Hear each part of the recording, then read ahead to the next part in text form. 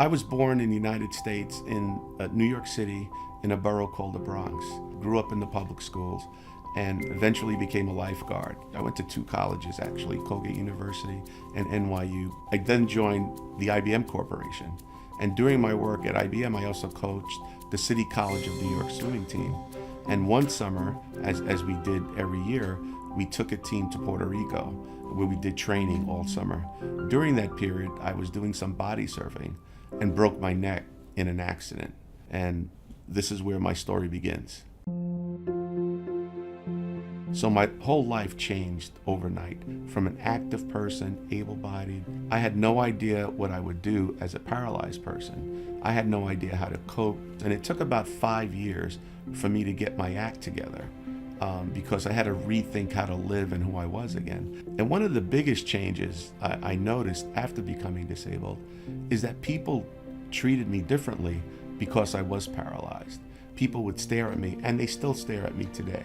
So I had to learn how to deal with that. But over the years, I got stronger. I learned how to drive. My company, IBM, asked me to come back to work, and I started my career all over again. As I got good at that, I got promoted at work. I started socializing with people. I eventually married an able-bodied woman, and we had 2 children, a son and a daughter. I cope with it very well. And if you want to get along in the workplace, you have to learn how to cope and build those relationships to let you keep going and not only develop skills, but also develop leadership potential. And all that takes constant learning.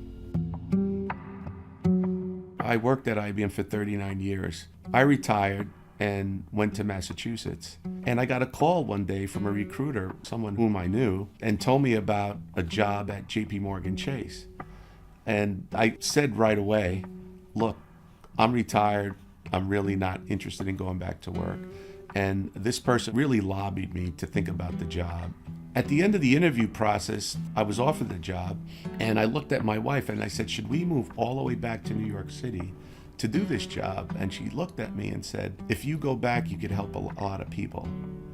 And that was the kicker for me. We really had a chance to go and help a lot more people being at this great company called JPMorgan Chase, and we could influence people that didn't think about it the same way. This whole mission is about changing a paradigm, something that you're going to do in Singapore and related countries where you all work, in changing the mindset of people that don't think people with disabilities can be as accomplished as able-bodied people. And that's where you start. People with disabilities could work as well as able-bodied people. We're either better sometimes or equal to, and maybe even not as good. The point is, we work the same way you do, and we have the same frailties that everybody else has.